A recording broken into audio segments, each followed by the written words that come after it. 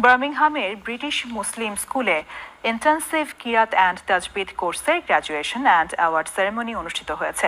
বৃহস্পতিবার বার্মিংহামের লতিফিয়া ফুলতলি কমপ্লেক্সের কনফারেন্স হলে বর্ণাঢ্য আয়োজনে অনুষ্ঠান সম্পন্ন হয়। সলমান মিয়ার ভিডিও চিত্রে বিস্তারিত জানাচ্ছেন আব্দুল আহাদ সুমন। ব্রিটেনের বিভিন্ন দ্বীনি প্রতিষ্ঠানে দারুল কিরাত মজিদিয়া ফুলতলি ট্রাস্ট ইউকে অনুমোদিত ইন্টেন্সিভ কিরাত অ্যান্ড তাজবিদ কোর্স পরিচালিত হচ্ছে।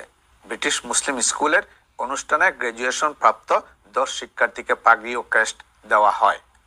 আলহামদুলিল্লাহ, ব্রিটিশ মুসলিম স্কুলে সামার হলিডে উপলক্ষে আমরা এখানে দারুল কিরাতের কোর্স সম্পন্ন করলাম। আমাদের অসংখ্য ছাত্র এবং ছাত্রী আজকে গ্রাজুয়েশন সম্পন্ন করে তারা কারি এবং কারিয়া ডিগ্রি প্রাপ্ত হলেন। অনুষ্ঠানে দারুল কিরাতের শিক্ষার্থীরা সুললিত কণ্ঠে কোরআন তেলাওয়াত পরিবেশন করেন। I would like to thank our teaching staff, parents, wishers and donors. And I would like to thank our young talented, those who achieved their goal today. May Allah subhanahu wa ta'ala grant them hayat tayyiba. May Allah subhanahu wa ta'ala bless them all, bless their family. Amin.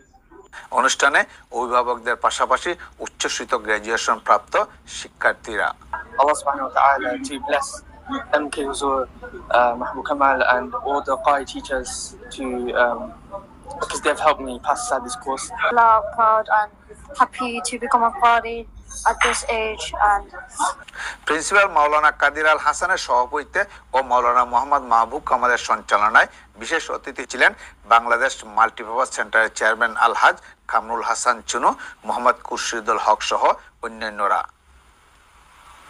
যুক্তরাজ্যের Birmingham থেকে আব্দুল আহাদ Suman, channel I.